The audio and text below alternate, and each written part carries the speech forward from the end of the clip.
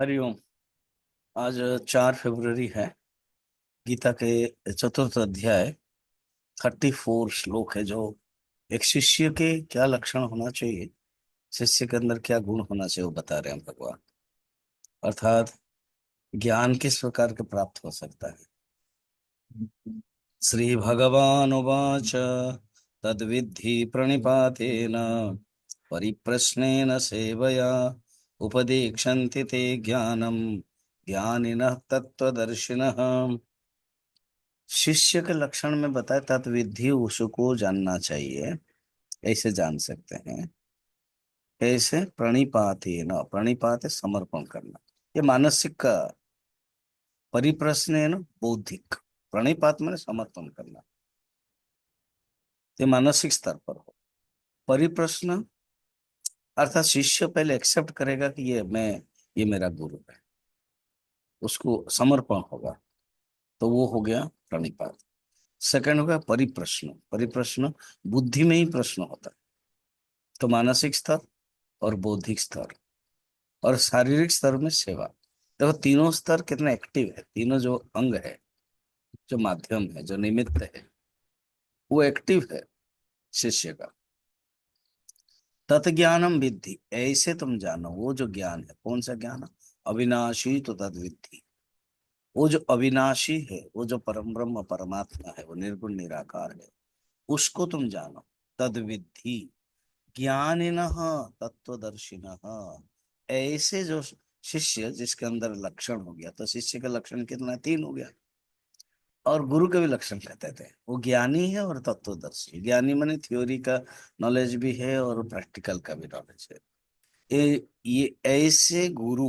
गुरु के लिए 2 बताया, देखा जाए तो गुरु के लिए 3 भी है। कैसे ना? शिष्य का लक्षण भी तो गुरु के पास है ना, तो 5 हो गए। 3 + 2, गुरु के पास ज्यादा क्वालिटी होना चाहिए, तभी गुरु हो सकता है ना।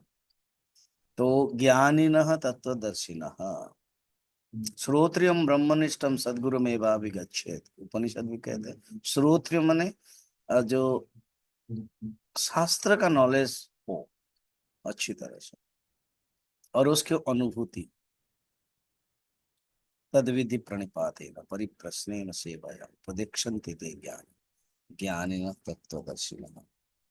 ये बात बताई गई है। यहाँ पर ज्ञान प्राप्ति का बहिरंग जो साधन है वो है। ज्ञान प्राप्ति का अंतरंग साधन श्रवण मनन निधिध्यासन। बहिरंग साधन बताया गया है। तो इसको हम अच्छी तरह से जान लें।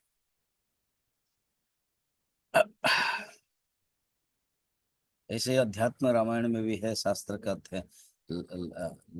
शिष्य का लक्षण क्या होना चाहिए?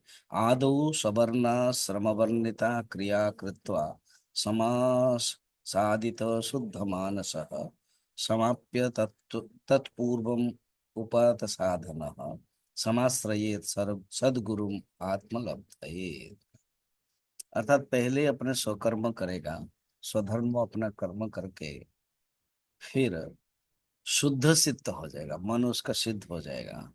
और ऐसे समाप्त करके समाश्रय सदगुरु के पास जाता है। ये बात बताई गई। तो गुरु के पास जाकर ही ज्ञान तद विज्ञानार्थम सर्व सगुरु में भाविगच्छेद समित पाणी श्रोत्रियम ब्रह्मनिष्ठम। मांडुक्य उपनिषद में बताया है। एकत्वन्न प्रयोजित गुरु गुरु आत्मनि च ईश्वर। देखा जाए तो गुरु और आत्मा और ईश्वर एक ही है। गुरुरात्मेति ईश्वर सब एक ही, तस्मै श्री दक्षिणामूर्तये नमः। तो यहाँ पर बताया। अब कहते हैं आगे के जो श्लोक है वो